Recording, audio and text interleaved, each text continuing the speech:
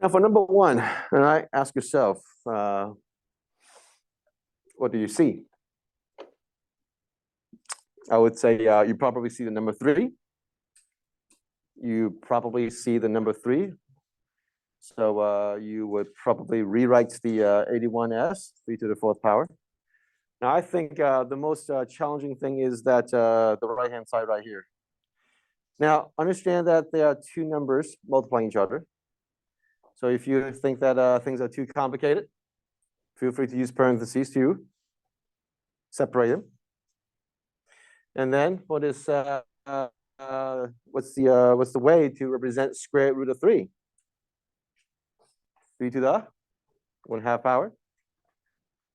Okay. Now, if you are just staring at 81 root 3, then you probably would get stuck. But if you start moving and say, all right, let me go ahead and change 81 to 3 to the 4th power, and then square root 3 to 3 to the 1/2 power, then you may have some ideas. The next challenge is, what do you do with these 2 exponents? You will? You add them. But your brain is going to tempt you to multiply. But you need to know it is always addition. So for what you may want to do. Now, for those of you who may not be very fluent with the rules, like on a test or anything, you may want to write down the rules at the top of the page so you know how to handle it. So 4 plus 1/2 is 4.5, or 9/2. You add them together.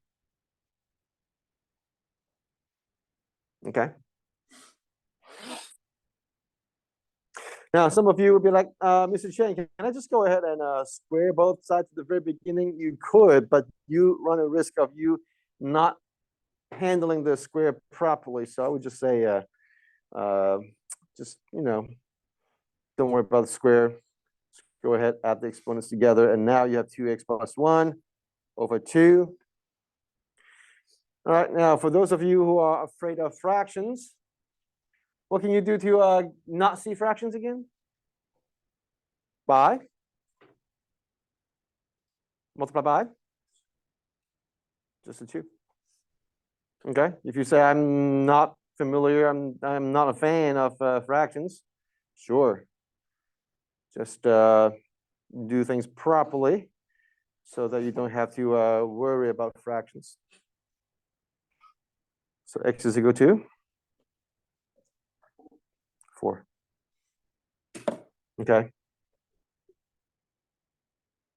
Now, what should happen when you practice? Now, this is how you register memory. Okay, what should happen when you practice is that as you are doing these problems, I hope you will say, oh yeah, I have an impression of doing something similar to this. I'm not saying you memorize the problems, but it's more about recognizing that, oh yeah, I've done something like this before. I know how to handle a situation like this. Okay, I would just change everything to just change. Oh, sorry, my bad. I know what I did wrong. Thank you for raising your hand. It should be this. It should be 7/4. Thank you. I knew something was not right. I was like, why is it a nice number? It shouldn't be a nice number. Thank you.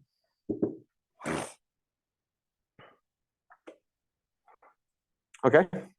So the 2 cancel out. This should be 9, not 18. Okay. So